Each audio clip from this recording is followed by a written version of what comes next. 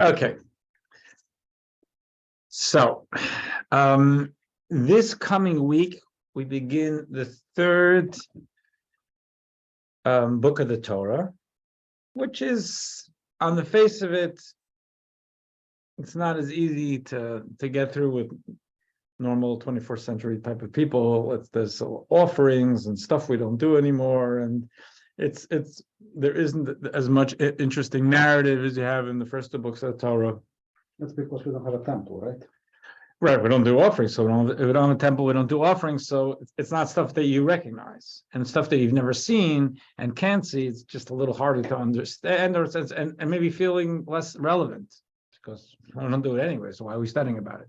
So this is the temple that we have here, or any synagogue in the world, is not considered to be equal to what Correct. on the Temple Mount. That's right. The temple that was the point that the temple that existed in Jerusalem on the Temple Mount, one for 410 years, the second for 420 years, that was considered. It's called the Beit HaMikdash. Mikdash means a sanctity, the house of sanctity.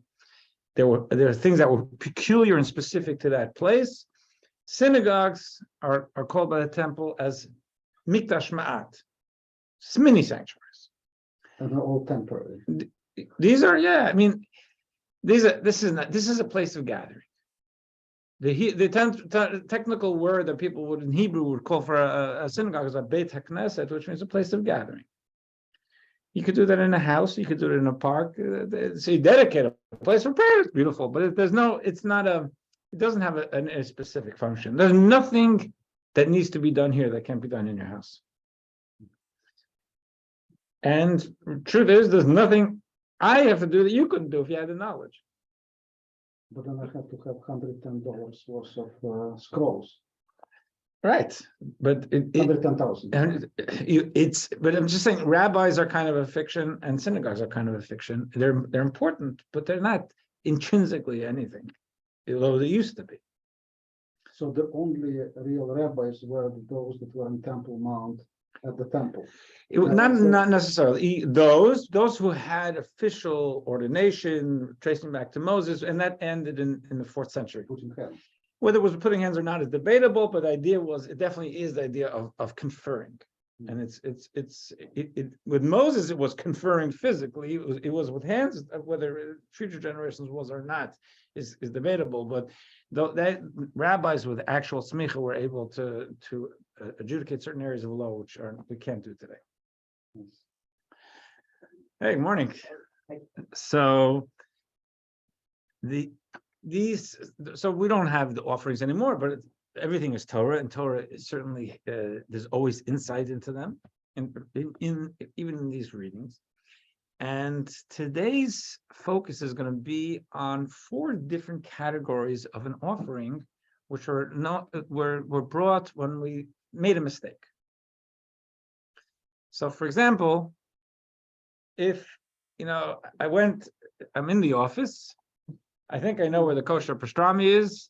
I put together a sandwich, I eat it, and my coworker says, I hope you don't mind, but I put the ham on your shelf. Oops. Right? So there's an offering to be brought. I didn't mean it. So now offerings, there are a lot of offerings that were brought. And offerings, I don't want to get into it too much now because it's its own depth of our conversation, but the offerings were the idea of bringing something to God, giving something up. It cost us some money. It represented our own. There's this idea in Jewish spirituality of our own animal self, which is our own impulses, there's the part of us which is more visionary and conscious and focused, and there's a part of us which is a little bit more impulsive. One is considered the more divine soul, and one's a little more the animal soul. Not in a bad way, but just impulsive. That's often, when we get into trouble, it's often because the animal, our impulses have taken control and not our higher focus. So there's part of that imagery in the bringing of the offering. And it wasn't just a function, do this, bring this animal, and now hocus pocus, you have an indulgence. The idea was that there was a lot of spiritual thought went into it, and it was manifested ultimately in the offering.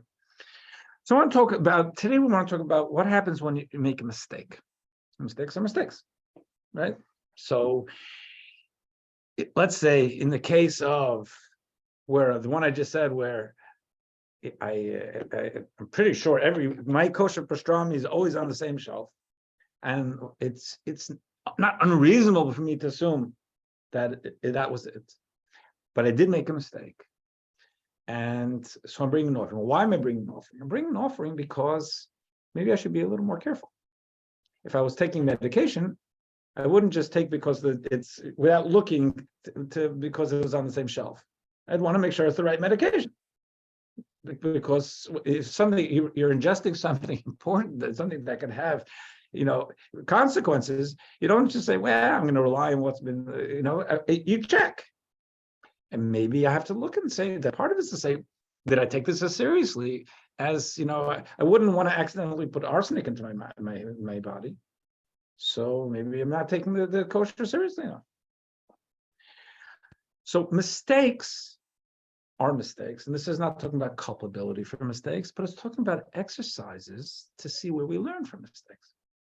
So take something maybe a little more closer to home, maybe, or conventional. If I live next door, my wife works here. We live next door. She doesn't drive around too much. She has an easy commute. If she sends me a WhatsApp that since I'm driving around everywhere, on your way home, can you pick up kale? Not unusual. I come home. So where's the kale? Oops, I forgot. You'd say a typical male lunkhead. Possible. So, or don't rely on a husband. That's a one takeaway, maybe. Or I could say to myself, why? It's not that I didn't have. I was able to do it, and I'm driving by a ShopRite or a Stop and Shop. I wasn't thinking. So maybe it's an opportunity, not that because she's angry or throwing a frying pan at me, because the idea is that if I care about that relationship. And she asked for something, and it didn't take him enough space for me to remember or create a reminder or do something. Maybe I got to take that a little more seriously. Not because I'm getting punished for anything. It's because the relationship is valuable to me. And I don't want to do things that disappoint her. Why shouldn't I do it? So here we want to talk about these ideas of making a mistake and how we look at it, how it's viewed. And so we're going to start. Let me share the screen.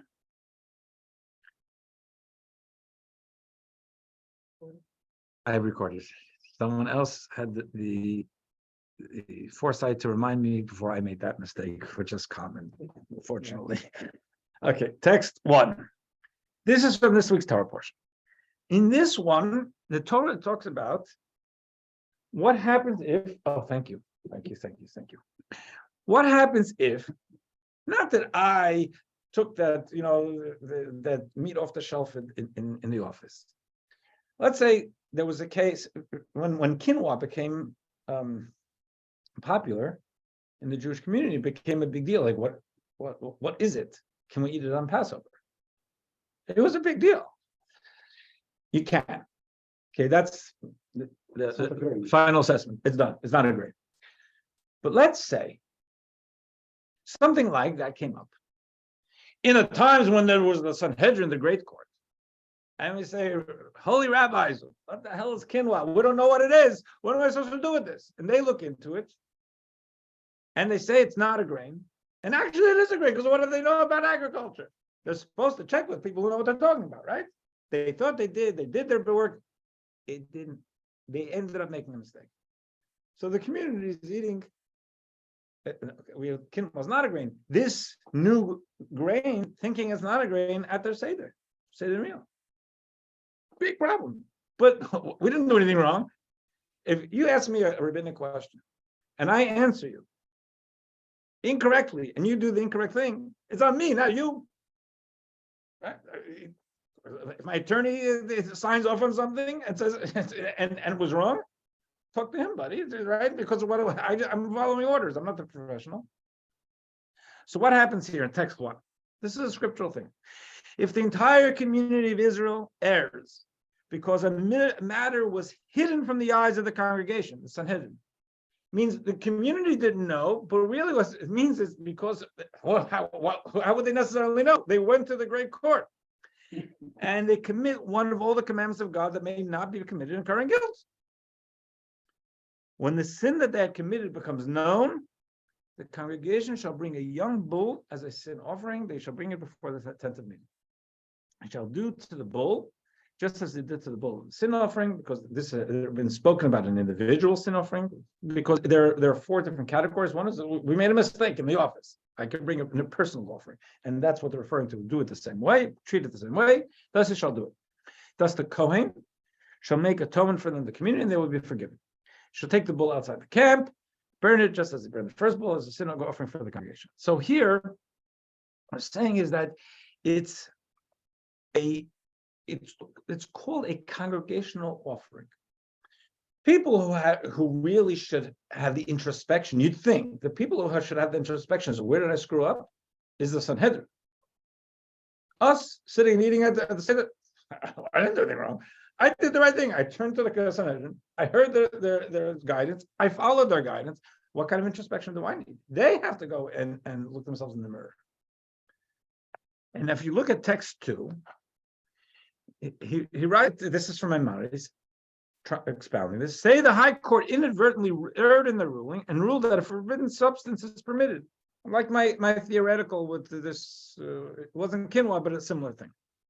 And then as a result of the ruling, the people erred inadvertently and acted in transgression of the prohibition while relying on the ruling of the court. Thereafter, the court discovers that they erred. In such a case, the court is obligated to bring a sin offering for their erroneous ruling. Even if the judges themselves did not perform a deed in violation of the prohibition, they must bring their sacrifice.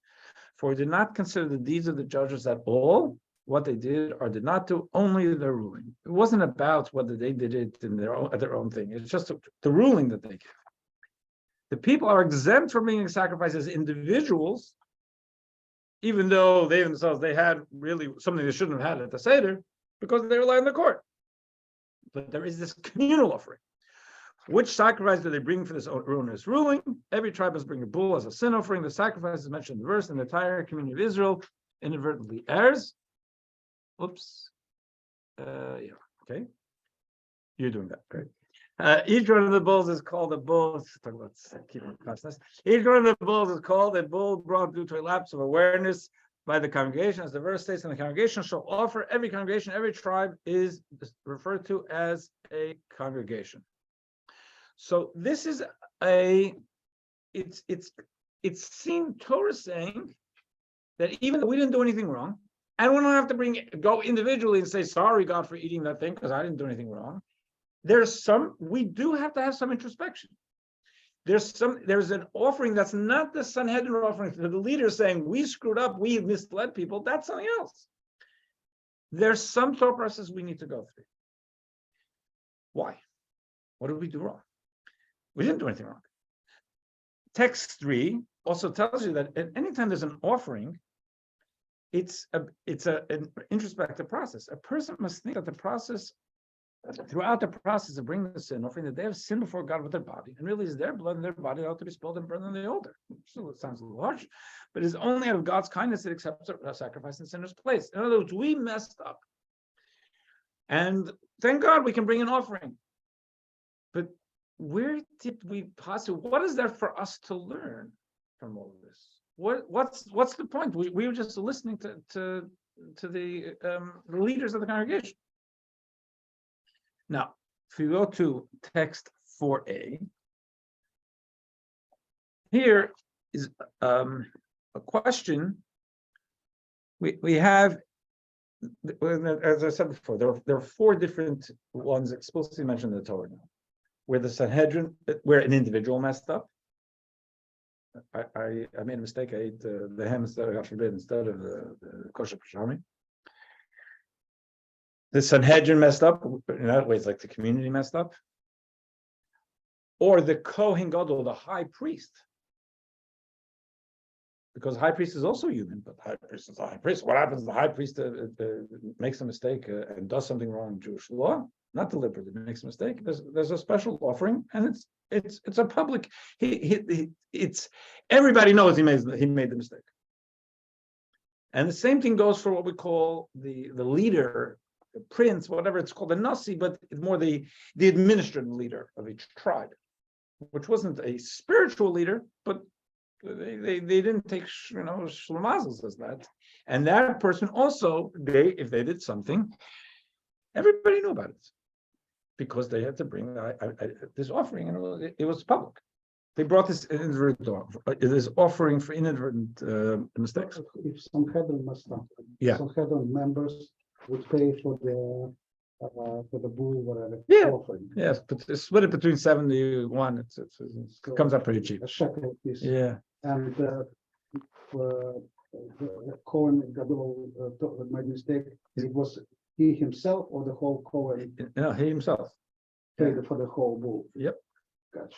And then what's the is it like a standard price a bull, or there were for different scenes there were different the price? No, first of all, the price of the bulls depends on the market.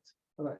But there were different animals, and for someone who had the money, there's a sliding scale. You could bring a pigeon. You could bring a pigeon. Yeah. They picked up in the park. Yeah. Okay. So it's like a menu. It depends. You got to show your tax return. Text 4a. Here the Torah says, what happens if a leader of a tribe, and unintentionally commits one of all the commandments of God, which may not be committed. Again, we're trying to get into the mindset of these sin offerings, and it's not about culpability because no one did anything deliberately wrong. We make mistakes. Humans make mistakes, but the Torah wants us to be able to see about the soul of a mistake. What is there a message in the mistake? So first we spoke about the individual mistake. We didn't even get to speak about it explicitly. There is a Sanhedrin mistake, which kind of somehow casts on us. Then there's the leader mistake, which has nothing to do with us particularly, but it's explicitly highlighted in the Torah. And the person unintentionally commits one of all the commandments of God, which may not be committed, incurring guilt. If the sin that he has committed is made known to him, then he shall bring his offering, an unblemished male goat. Okay, no bull. Leviticus had the whole price card for Leviticus. Yeah, most of this, all the offerings, most of it is Leviticus. So all the based on income level, how high you're in hierarchy. Yeah, it had the price. Whatever. Not everything is so. Mistake. That's. You accidentally went to sleep. If you're interested in that, we're doing that on the Tuesday morning women's class. So what's the difference? You're saying if it's intentional? Unintentional. What if it is intentional? Intentional is a different story. Intentional, then there's obviously everybody has to go through something, but here we're talking intentional. We have to also I actually intentionally did something wrong. That means there's something in my moral code that's off. Okay, if my accountant can show me how I unintentionally didn't whatever I kept too much of someone's tuition deposit, that's terrible. I give it right back. Someone can show how I intentionally did it. That makes me a thief. It's a very different kettle of fish. And the Torah does talk about it. Here it's talking about someone, I didn't mean anything wrong. I made a mistake. We all make mistakes. Make mistake. I went further. I forgot the kale. Sorry. I love you. Move on. Or I forgot the kale. What do I learn from this? That's really what this is about. And if I didn't get the kale because I don't want to get the kale, it's a very different kettle of fish. That's intentional. But that's for therapy. Here it's not. Here we're talking about I meant well, but my mind is here and it's there, and the phone and the car and everything, and I forgot. So it's not like there was any negative message that I didn't pick up the kale, but I have to think of why didn't I? Or maybe you won't say, so you didn't. Big deal. You're a human. Yeah, go on. Tomorrow there's a new day, new kale. Or Torah wants us to actually to learn from this. Is the unintentional mistake considered to be a sin in Judaism? Yes, Uh, but I'm asking, That's- what happens if it is intentional? Well, What are Or they even required- unintentional, whether it's a sin. well, no. So if it is intentional, if we've done something intentional, depends on what you did wrong intentional. There could be penalties there. What happens if someone intentionally stole? Then you have to give it back. In some cases, they have to give it back with a fine. Depends on which. We got a whole bunch of different possibilities of infractions we have.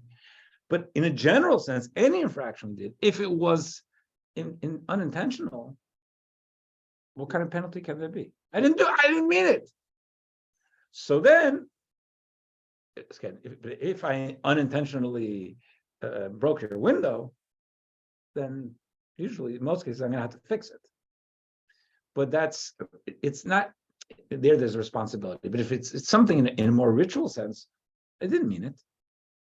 And therefore, we bring an offering, we connect with God. But what are we supposed to do? Just say, check off and say, I'm sorry? Or how are we to distill lessons?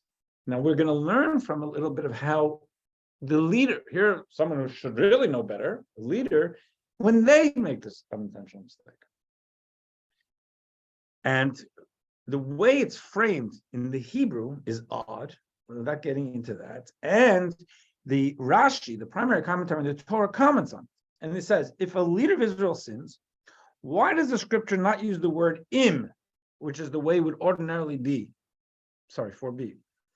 Like in the case of verses 3 and 13 above, which is we don't have it in front of us. And they use in this verse in 4a, he uses the word, answers that the word asher, which is the Hebrew in the second paragraph. That's what's used instead of to say if.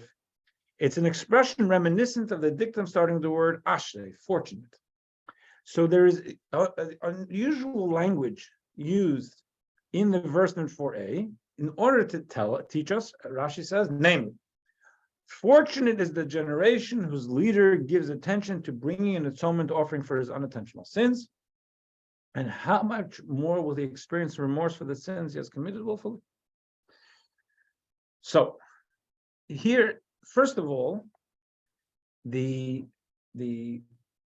what Rashi is saying is, when the leader or the Kohen Gadol do something unintentional, and maybe no one knows about it, it's between me and God, and maybe I'm embarrassed about it, and maybe I'm not interested in going and buying an offering and bringing it to the temple. Maybe no one knows.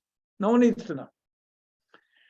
When we see how leaders, the leader, the spiritual leader, the administrative leader, go and they are public, they bring an offering, and they say, "I screwed up, I messed up unintentionally, but I'm owning up to it," and that is a good thing for a community. When leaders are honest about their own failings. So the language, what Rashi says is that the language used there in 4a, that verse in Leviticus, is hinting that we are fortunate when we have leaders who are willing to own up to their mistakes, even though the mistakes that really could have been hidden because no one else knows about it. So the mistake does not qualify as a sin. It's considered an unintentional sin. I mean, if you think about it this way, if I drank arsenic deliberately, I committed suicide. If I accidentally did it, the result is the same.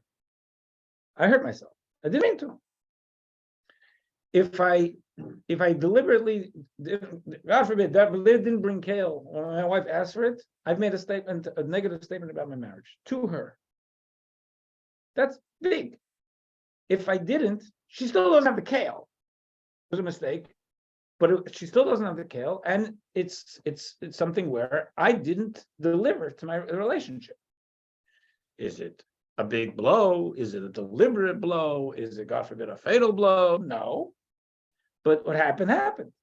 So to say it's not a stain, So it's sin. I understand. I'm saying stain, because what is a sin? Sin is a sin is a stain on my soul. Sin is a stain in a relationship. Sin is like you think of the Catholic Church a little bit. Right. Right. Okay, let's get away from that. A sin means that there's a relationship and it was impact. It was. Question is the level. It wasn't deliberate, so it's not going to be impacted that much. Still didn't get her kale. So the offering wipes out the sin. That stain. The internal recognition with the offering wipe that out. Just bring the offering without internal recognition is not going to do anything. Yeah. So let's go to 5. But if you look that before, text 4a was from Leviticus 4:22. Text 5 has a few verses earlier, 4:3 and 12. And that was from the high priest. It says, if the anointed Kohen sins, bringing guilt to the people, then he shall bring for his sin that he has committed an unblemished young bull as a sin offering to God. He shall take out the entire bull to a pure place outside the camp, namely to the ash depository, and he shall burn it in fire and wood, and it shall be burnt in the ash depository. So we have the same thing, but for the high priest. That was before. We already had that by the time we got to talking about the leader. The Torah's language doesn't tell us anything about how lucky the generation is that the high priest goes and publicly admits to a mistake. It waits until we get to the leader, the administrative guy. You think spiritual leader, Kohen Gadol, wow, and even he made a mistake. That's more impactful than, all right, a politician makes mistakes. What else is new? But okay, so he owned up to it. But why does the Torah wait until we talk about the administrative leader to be able to tell us that fortunate generation whose leader gives attention to bring an atonement? And it's I just want to go back to 4b for a second. I think that their translation undercuts a little bit, sells short what Rashi is writing. The actual language that Rashi says, the fortunate is the generation whose leader gives his heart to bring an atonement. Gives attention and gives a start. I understand why they did that, but it's not the same thing. Gives his heart means that he's emotionally engaged. He feels badly about this unintentional thing. We were not told that by the high priest, and we're not told that the congregation is fortunate, that the community is fortunate to have a high priest who's willing to bring publicly say I made a mistake, even though that's true. It's a nice thing to see a leader own up. It's great. They emphasize it specifically by the leader, the administrative leader. Now I'll go to text 6. This is from a great, this is from the Rabbi, a great Sephardic commentary from the 1500s. The Torah wished to publicize the sin offering of the high priest, the greatest scholar and teacher of the nation. When the masses, including all sinners, would see this, it would inspire them to return to God. Say, if he's got the guts to say he made a mistake, I could stand up to get up to the plate too. By offering up atonement for a sin in front of the people, all of the sinners will take notice, be it individuals or the community at large. To maximize publicity, God instructed that the sacrifice be burned outside the camp. So take it outside the camp. So even people, everybody in the temple knows, okay, no. You're going to take it out so that every Shmendrik knows, the high priest, we want, because the point was, it's okay. You're human. You made mistakes. Let everyone else know that if you can be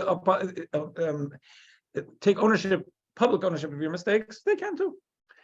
The purpose, Yeah. in all my years of education in Hebrew, what's the purpose of burnt offering? What's the purpose of killing an animal if the real change is going to happen internally?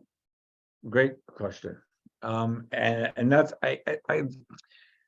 so I kind of started with saying it's a tough topic because I say it's a tough topic because I can explain it I've never seen it, and it's hard for me to really get my mind and heart around. The Torah idea, and because I don't want to, this is a total topic in itself. The Torah idea is that if you have a lox, some bagels for lunch, and so you ate an animal, right? Mm-hmm. Torah says it's okay. We should never hurt a salmon unintentionally. And even fishing it, and piercing its lip, and that's also very questionable, actually, because there's a Torah thing: don't hurt animals, but you can eat it because it's there for the sake of if you're using for the sake of the human endeavor. It's one of the reasons animals are created. We don't hurt them unnecessarily, and the whole shechita thing of kosher slaughter. The idea is, as it's been pointed out by scientific sources in more recent times, is the way it's done is they go unconscious before they can feel. But they're dead. That's dead. Mm-hmm. But it's for a purpose. This is considered a purpose. Also, it drove home to the people, both from the fact that they had to buy it and they saw the physical, what went on with this animal. Many of the offerings were not burned. They were brought up, some parts were brought up, and then the flesh went to feed people, either the public servants or the poor. That's a little bit easier to get your mind around. Here, burn it.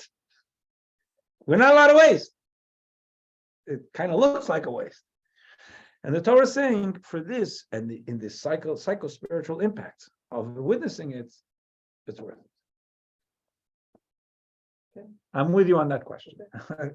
It is. I remember you saying in the beginning. Yeah, it is. No, it's fair because it's probably in people's minds because we're talking about burning an animal for what? I believe in the Torah. I believe in the Torah vision. I'd like to get my vision into that. I don't get it exactly, but I've marinated it enough for me to say, I guess it makes sense. I'm just not there. To maximize publicity, God instructed the sacrifice be burned outside the camp, so that the people should realize that the high priest of the community had sinned, and they would return to God and secure atonement. Okay, so now we're going to get to really get into the meat of the matter, but to get into the real substance of what we're going for. There's the idea of there's a language that anybody who knows me over the years, they know that I struggle a lot with the idea of what we call fear of God or fear in Judaism. Haredi. What? Haredi. Haredi doesn't mean fear. No. Trembling. It could be, yeah. The trembling before God, that's true. It's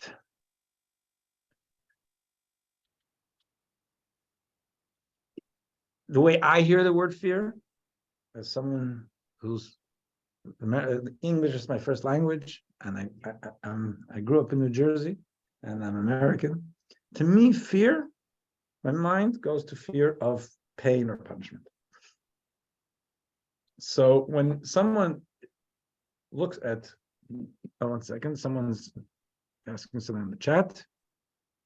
Oh, okay. Okay, Steve, that's not fair because we've had this discussion.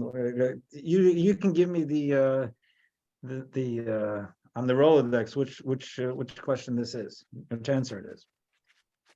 So the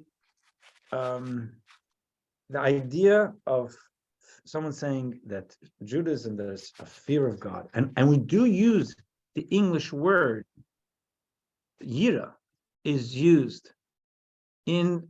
I'm just trying to get rid of background noise. I'm not sure what that is. Okay. I'm sorry. He's got it. Okay. I don't like talking about fear. It's that. Is that from? Not from here. It's not from internally? So the connection? Maybe. Okay. Okay. So the Oh. Yeah, good. okay. So I really find that word very, very counterproductive, because it presents like I gotta be afraid of God. And if I do something wrong, I gotta hide in my room and a lightning strike is gonna come. That's really not. It's not a Judaism. It's not a God I pray to. It's not a Judaism I believe in that way.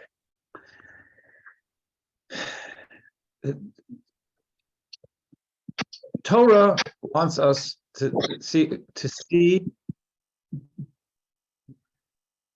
Thank God for David. Most gold. There we go. I think you just discovered it. Okay. So the Torah wants us to see our life, Jewish life, as a relationship with God. And if I have a relationship, I should treasure the relationship. And I should be concerned about damaging the relationship. So if my parents at 88 and 83 ask me to do something, or don't ask me to do, they need something I could give. There's nothing they can do to me. My father could fire me, but there's nothing they can do to me. They're not giving me allowance. We're way past that. But it'd be fair to say that I'm afraid to do X because I don't want to hurt my parents. It's not a fear. It's a fear of hurting my relationship. That's totally fine. It's not a fear of I do that, I'm going to get yelled at, or I'm going to get whatever it is, or penalized. That's a very selfish way of living the world. I won't do that because if I go through a red light, didn't mean to, I was distracted. It's 1 o'clock in the morning. My only regret is if a cop was there. Otherwise, I mean, I didn't hurt anybody. It's not a moral failing. I got to be more careful. It's not like I feel I did something to that my relationship with the government is so sacred to me that I can't believe that they said do something. Look what I did. With my parents, whether they know or not, it's meaningful to me. And yes, I would be afraid to do something because it's something that would disappoint them, whether they're going to find out about it or not. And today it's not very likely. But to use fear in that way is fine. Otherwise, I'm worried about the red light because I don't want to have to pay $100. It's all about me. Not about the relationship. With my parents, I hope it's not all about me. With my kids, I hope it's not all about me. With people who are meaningful to me, I hope it's more about the relationship than of how I'm going to have to deal with the. Thanks. Then the pushback or the blowback that I'm not going to like what happened. Then that's all about me. So let's look at this. It says fear of sin. On text 7. This is from Maimonides. Person should not say, I will avoid all sins the Torah warns against, so I will be saved from all the curses contained in the Torah, or so in my soul will not be cut off from the life of the world to come. It is not fitting to serve God in this manner. Say, I'm going to do it because I'm going to keep kosher. I'm going to put up a mezuzah. I'm going to do things. Why? Because I don't want God to zap me. It's all about me. If I'm not expending money on splurging on one thing because I want to use the money for something else, it was nothing. It was smart, but moral. It was all about me. There's nothing selfless about that. I want to buy something, so I'm not buying this, so I can buy that. To say I'm not doing that Torah violation because I want to somehow have a palace in heaven, it's just I'm staying away from this because I want that. It's all about my menu of desires. And my mind said that's not a good way to live. It's not fitting to serve God in this manner. Person whose service is motivated by these factors is considered one who serves out of fear, not on the levels of the prophets or the wise. The only ones who serve God in this manner are common people. In other words, people who are not, they're not thinking, they're not understanding. They say, oh my gosh, there's a God, he's going to strike me dead, and that's why I got to be careful. They're trained to serve God out of fear until the knowledge increases and serve out of love. When he says the common people, it's because sometimes kids, when you raise kids, sometimes you got to say, do this, and if you don't do this, there are consequences. So for a 4-year-old to know I can't draw on the wall because there are consequences, that's developmentally appropriate. For a 14-year-old, you shouldn't have to know that there's going to be consequences. You don't write on the wall. You hope that they understand that there's an idea, a moral code and righteousness. Text 8. We have from the Baal Shem Tov, it says, an earthly king doesn't need to command people to fear him. Likewise, God doesn't need to command us to fear him, namely death, fear of punishment. Right? People naturally fear punishments of death or suffering. So the whole idea of fear as part of the Torah lexicon really doesn't belong there. Sometimes, in a very extreme case, it's helpful because, the example I would use, if someone would come to me in the office and say, Rabbi, I got to tell you the truth, it's weighing on me. I'm having an affair with my secretary. So say, it's wrong. You have a family. I'll go through everything moral. If I'm not getting anywhere, say, she's going to kill you in court. And if that's the case, and it may, if that gets them off, whatever works. Is that the right reason for him to stay away from an affair? That's terrible. But so if there's something where someone is just their moral code is not getting to the right place, and some of them say, but I'm afraid of that, whatever works. But that's not an adult way to live life. It's not a moral way to live life. It's not what's going to happen to me. Is it right or is it wrong? The ends justifies the means. Well, right. So there, but you would hope that we have a more refined view to say, it's not what's going to happen to me. It's I don't want to do something that's wrong. I don't want to hurt my own soul. I don't want to hurt my relationships. I don't want to do something, even if it looks like it's gonna taste good or feel good, that's going to damage a treasured relationship, not with my family and not with God. So if you look at text 9 from the third Lubavitcher Rebbe, it said a person should understand and appreciate how much they ought to run away from sin and avoid touching it with a 10-foot pole. He doesn't actually write 10-foot pole because this is a very loose translation because in the 1800s they didn't use that, definitely not in the shtetl. More than fearing the punishment of sin, a person ought to fear sin itself, for the punishment is actually a cure for sin. How then does it make sense to be afraid of the cure and not the malady itself? Accordingly, fear of punishment is really a primitive level, for it's like someone who's afraid of the cure, not the malady, which is understandably primitive. Main thing a person ought to fear is the sin itself, which is infinitely more evil and bitter than the punishment. So if you think about that terrible example, someone says, I'm having an affair with my secretary, you think, what are you doing? Who are you? Who do you want to be? What are you doing to the relationships? Forget it. Killing in court it shouldn't come up. It's not about that, it's right. How do you want to live your life? If that doesn't work, I have no choice. But it's ideally it's primitive to say, don't do it because you're going to get killed in court. Don't do it because you're going to get punished. Don't do it because it's wrong. What's the question about produced? You're preparing?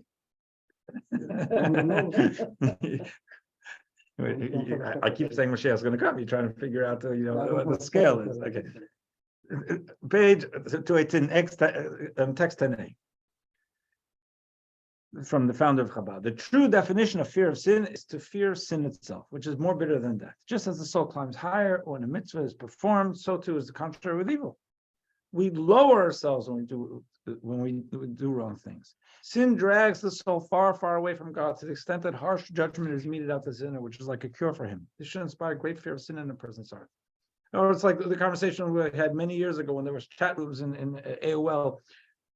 The idea of communicating with someone, even though we never met, we never touched. That way you want to put your head? Communicating in a debased way. So respect ourselves. Text 10b. A person must be conscientious and think deeply about the impact of sin. It causes the soul to be torn away from the source of life with God and be dragged down to a dark place of impurity and death, namely the chambers of evil. The soul is then forced to become a vehicle for evil source to receive vitality to animate the body. Even if one doesn't necessarily commit the gravest sins, rather other relatively minor sins, it is still a travesty in as much as the sin damages the soul. So now let's go back. So we say this, that we want to have a more introspective lesson from our mistakes of, say, it's not about culpability, it's not about punishment, it's about who do I want to be? And if I'm comfortable forgetting the kale, or would I prefer to be someone who's there to be able to help when my wife needs something? So let's go to text 11. Text 11 says, why does the Torah focus to tell us that we're lucky when our political leader openly acknowledges sins? Why didn't you say that a few verses before? We said the high priest openly acknowledges sins. High priest is different. The high priest we see in the context of he's very involved in this whole world of spirituality and morality and for himself and for us. So here, text 11. Here, there's a mistranslation, which I actually wrote them this morning when I looked at it. It's not a good one. Text 11. It says when the high priest sins, it says it doesn't say it's not the fault of the people. High priest sins is the fault of the high priest. It's a problem of the people. Why is it a problem for the people if our spiritual leader sins? Because we're dependent on that person to atone for us, to help us and pray for us, and now the person has become impaired. We're all engaged. We all want to have good spiritual leaders because we need them. So when we're watching the high priest say, I did something inadvertent, I'm owning up to it, we're grateful because we want our high priest to be a moral person. And it's in that vein, he's in that world of morality. But look at text 12, that Rabbi points out. There's a difference between the sacrifice of the high priest and the Nasi. Nasi is the political leader. The high priest's role is to offer sacrifices and achieve atonement for the Jewish people. As such, even when people see him bringing a sin offering, it didn't really inspire them to teach them the lesson of avoiding sin to begin with, because he lives in that zone. Instead, it primarily evoked typical feelings that when a person commits an inadvertent sin, they shouldn't be ashamed to bring a sacrifice for their mistake, which is true. So he was honest. We're happy. By contrast, the Nasi's primary role was to lead the nation in an administrative sense. So when such a leader would go ahead and bring an offering, and what's more, again, he says gives attention, but really giving his heart to bringing an atonement offering for his unintentional sins, it teaches everyone the gravity of sin itself. So here's a guy, a leader who's not living in the moral zone. He is more of an administrative person. And he's done something wrong, a mistake. So not only is he publicly doing that, he's showing his chagrin as a political functionary for having disrespected his relationship with God accidentally. He didn't bring the kale, but still it bothers him because it reflects that it didn't take up enough space. I should have been more careful if it really mattered to me. So is the remorse or the feeling of pain about what you did part of the important to the process? It is. It's and learning from it. There are certain things. I pretty much will never lose my phone because it's really important to me, and I pretty much always know where it is. And my wallet, my keys a little bit more, but the thing is, I try not to because it's actually gonna be a big pain in the neck if I have to replace those keys. There are certain things I check my pockets. I am unconsciously often just checking to make sure those things are there. But I forget a lot of other stuff. I forget a lot of other stuff because it's not as important to me.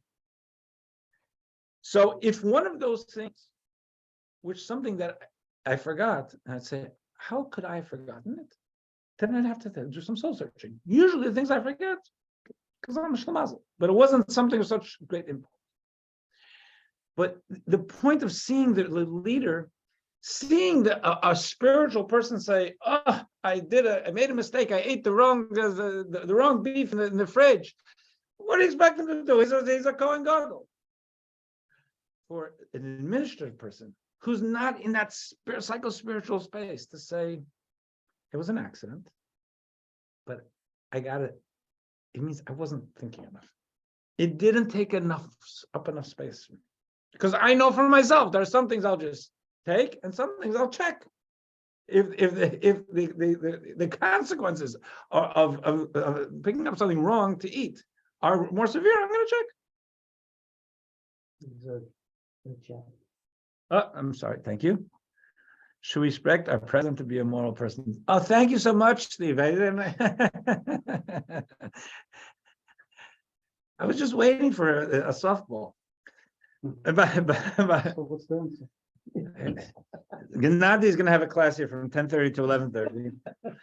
And he's going to answer the question. Questions. He's going to talk about actually all past presidents too. By contrast, the Nazi's primary role is to lead the nation in a sense. Okay, so teaches everyone the great regard of the son itself. This teaches the people to avoid sinning in the first place. Hence, fortunate is the nation. Okay, and How was the Nazi chosen?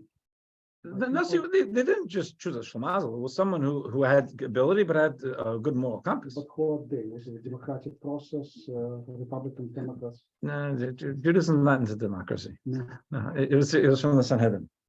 Sanhedrin chose a Nazi. Yeah. Oh, interesting. So you had a Congress, okay, a Supreme Court that chose a president. Yeah. Text 13. Said a person should be cautious to avoid inadvertent sin, as they say that they will be penalized when doing so. Even inadvertent sin is considered a sin for a person is always held responsible. That answers your question. This is our Rabbi Bechai and Rabbi Tzchok planned it as well. I'm not sure exactly why they put this text in here, but the point is not to knock ourselves out from making our heads against the wall for making a mistake. Mistakes are mistakes, but we shouldn't just dismiss it as, so what? I'm human. Sometimes mistakes have a real. I'm just checking I have to leave soon. They have lessons for us. Mistakes tell us something about our scale of priorities. Exit 14A. I mean, think about texting when driving. There's an impulse. You think about what could happen. It doesn't make much sense. And if God forbid something happens, you have to look and say, what was I thinking? It was a mistake. So it was a mistake, but maybe it's a mistake you shouldn't have made. Right?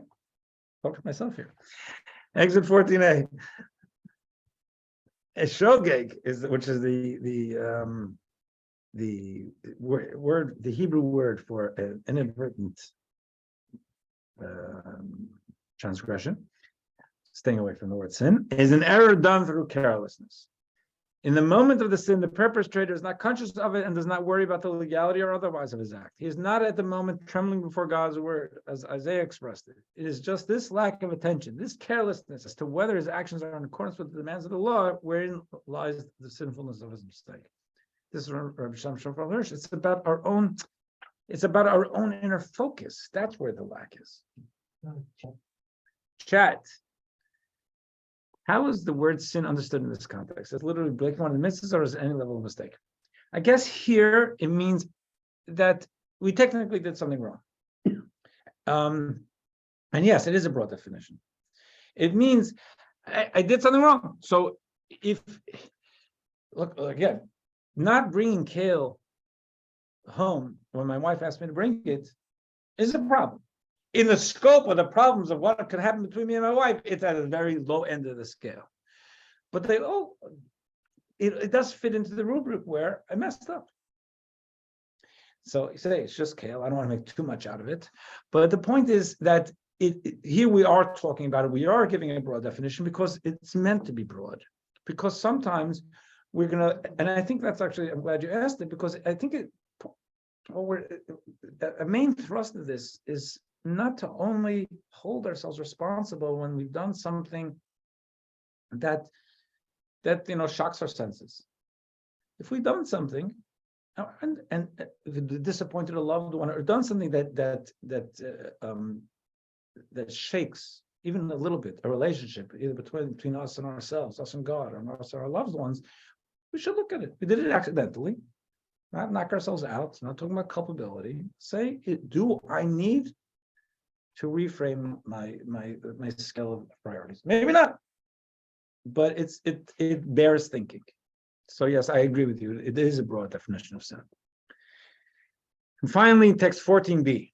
Someone who sins unintentionally is also considered a sinner. According to our sages, there are two types of unintentional sin.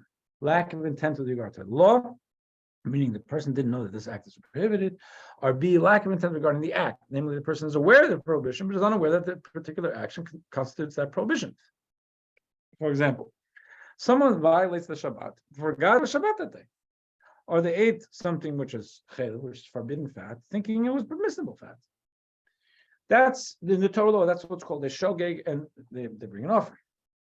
An unintentional sinner also needs atonement, for they weren't sufficiently careful. Jewish people are instructed, and you shall observe my charge and keep the way of God. We're commanded to be careful and ensure we never stumble into sin.